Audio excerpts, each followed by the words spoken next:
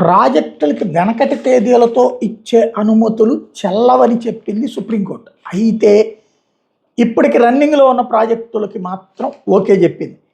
పర్యావరణ పరిరక్షణకు ఉద్దేశించిన నిబంధనలు పాలనా ఉత్తర్వులతో మార్చలేరంటూ సుప్రీంకోర్టు స్పష్టం చేసింది. పర్యావరణ అనుమతులు లేకుండానే ప్రారంభించి భారీ మొత్తాలను వెచ్చించిన ప్రాజెక్టుల్ని వెనకటి తేదీలతో అనుమతులు ఇచ్చేలా 2021లో కేంద్రం జారీ చేసిన కార్యాలయ ఉత్తర్వు ఆఫీస్ మెమోరాండం సుప్రీంకోర్టు బుధవారం రద్దు చేసింది. చీఫ్ జస్టిస్ సూర్యకాంత్, అలాగే జస్టిస్ జోయ్మాల్యా బాగ్చి, జస్టిస్ విపుల్ ఎం పంచోలీల ధర్మాసనం మేరకు ఏకగ్రీవ తీర్పిచ్చింది.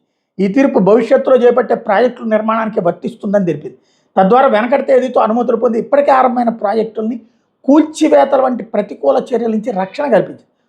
ఒరిస్సాలోని ఎయిమ్స్ మెడికల్ కాలేజీ ఆసుపత్రి భవనం, తమిళనాడులోని centre of excellence for cancers diseases, కర్ణాటకలోని విజయపుర విమానాశ్రయం, కరువు పీడిత ప్రాంతాల్లో చేపట్టిన సాగునీటి ప్రాజెక్టులు, మురికివాడలో చేపట్టిన పునరావాస ప్రాజెక్టులు ఈ తీర్పు పరిధిలోకి వస్తాయి. విస్తృత ప్రజా ప్రయోజనాల రీత్యా తప్పనిసరిగా చేపట్టాల్సినవని భావించిన ప్రాజెక్టుల విషయంలో పర్యావరణపరమైన మినహాయింపులు పొందడానికి పర్యావరణ పరిరక్షణ చట్టం 1986లోని సెక్షన్ 3 కేంద్ర ప్రభుత్వానికి అధికారాలు కల్పించిందని ధర్మాసనం గుర్తు చేసి, దీనికి గాను ఆయా తరగతులు ఆ కేటగిరీల వారీగా సంబంధిత నోటిఫికేషన్ రూపొందించి మినహాయింపుల పథకాలను ప్రకటించవచ్చని చెప్పింది.